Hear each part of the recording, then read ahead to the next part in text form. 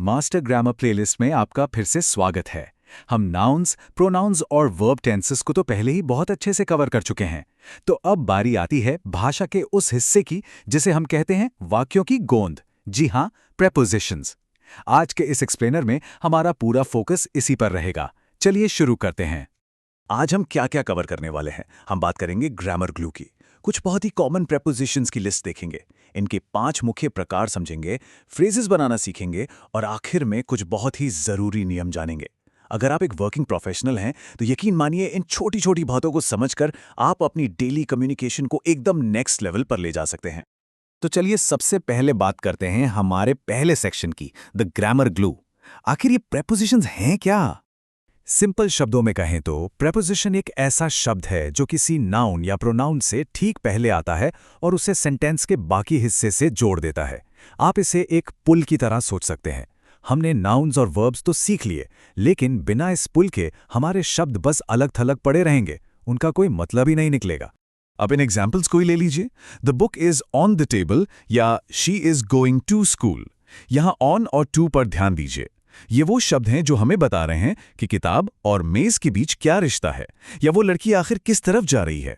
अगर हम ये ऑन या टू हटा दें तो सेंटेंस का पूरा स्ट्रक्चर ही गिर जाएगा, है ना? चलिए अब बढ़ते हैं हमारे दूसरे सेक्शन की तरफ, कुछ ऐसे सामान्य प्रेपोजिशंस जो हम रोज इस्तेमाल करते हैं। ये शब्द आपको बहुत जाने पहचाने लगेंगे, जैसे इन, ऑन, एट, या फिर to, from, of, with, by, for और अंडर, ओवर, बिटवीन, अमंग से लेकर बिफोर, आफ्टर, ड्यूरिंग तक। हम इन्हें इन द फाइल या ऑन द डेस्क कहते हुए रोज इस्तेमाल करते हैं। ये देखने में बहुत छोटे लगते हैं, लेकिन आपकी प्रोफेशनल राइटिंग को एकदम सटीक और क्लियर बनाने में इनका बहुत बड़ा हाथ होता है। तो अब हम आते हैं सेक्शन 3 पर, प्रेपोजिशंस के 5 प्रकार।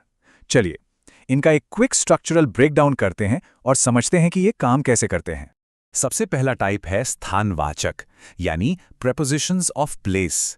ये सीधा सा जवाब देते हैं कहाँ का, कोई चीज़ कहाँ रखी है, जैसे कुर्सी के नीचे यानी अंडर द चेयर, या इन माई बैग या ऑन द वॉल। सोचिए आप ऑफिस में हैं और आपको किसी फाइल की एग्जैक्ट लोकेशन बतानी है, तो बस यही प्रेपोजिशंस आपके काम आएंगे। दूसरा टाइप है कालवाचक या प्रेपोजिशंस ऑफ टाइम। ये बताते हैं कि कोई चीज़ कब हुई, जैसे एट 5 PM, इन जुलाई या आफ्टर लंच। अब प्रोफेशनल्स के लिए ये कितना ज़रूरी है ये तो आप जानते ही हैं। मीटिंग शेड्यूल करनी हो, कैलेंडर्स मैनेज करने हो या कोई टाइट डेडलाइन देनी हो, आप चाहेंगे कि टाइमिंग को लेकर कोई कंफ्यूजन ना रहे, राइट? तीसरा है दिशावाचक, यानी प्रेपोजिशंस ऑफ डायरेक्शन। ये मूवमेंट या गति को दर्शाते हैं, जैसे into the room, towards me या थ्रू द टनल। जब भी आप किसी बातचीत या अपनी रिपोर्ट में कोई एक्शन या मूवमेंट समझाना चाहते हैं तो ये शब्द उस बात में एक जान डाल देते हैं। नंबर 4 पर आते हैं कारण या उद्देश्यवाचक, यानी प्रेपोजिशंस ऑफ कॉज और पर्पस। किसी भी काम के पीछे का क्यों क्या है, असली वजह क्या है, जैसे डाइड ऑफ इलनेस या स्टडिंग फॉर एन एग्जाम। इनसे बिल्कुल क्लियर हो जाता है कि एक्शन का पर्पस क्या है। और आखिरी 5वां टाइप है साधन या विधिवाचक, प्रेपोजिशंस ऑफ मैनर और इंस्ट्रूमेंट। ये बताते हैं कि कोई काम आखिर किया कैसे गया, जैसे बस से आना यानी केम बाय बस, या चाकू से काटना, cut it with a knife. ये उस मेथड को क्लियर करते हैं जिससे कोई काम पूरा किया गया हो। ओके, तो 5 प्रकार समझने के बाद अब आते हैं सेक्शन 4 पर, प्रेपोजिशनल फ्रेज बनाना। चलिए देखते हैं कि इनसे कॉन्टेक्स्ट कैसे तैयार होता है। ये छोटे छोटे शब्द मिलकर बड़े ब्लॉक्स कैसे बनाते हैं, इसका एक बहुत ही सिंपल सा फॉर्मूला है, प्रेपोजिशन प्लस ऑब्जेक्ट, यानी कोई नाउन या प्रोनाउन। याद रखिए, एक प्रेपोजिशन कभी भी अकेला नहीं छोड़ा जाता। इसका मतलब पूरा करने के लिए इसके साथ एक ऑब्जेक्ट का होना बिल्कुल मस्ट है। इस फॉर्मूले को थोड़ा प्रैक्टिकली देखते हैं। In the room, on the table, with her friends. देखिए, जब आप इन शब्दों को साथ में पढ़ते हैं तो आपके दिमाग में एकदम से एक पूरी पिक्चर बन जाती है। यही होता है एक कंप्लीट और मीनिंगफुल प्रेपोजिशनल फ्रेज।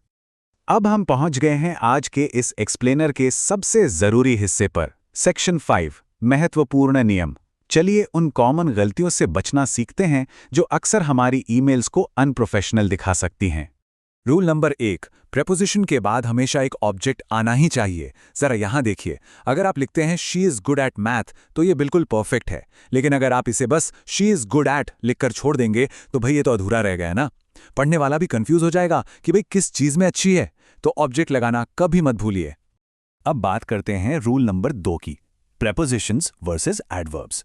इन दोनों के बीच एक बहुत ही बारीक सा अंतर होता है। मान लीजिए आपने कहा ही वेंट इनसाइड।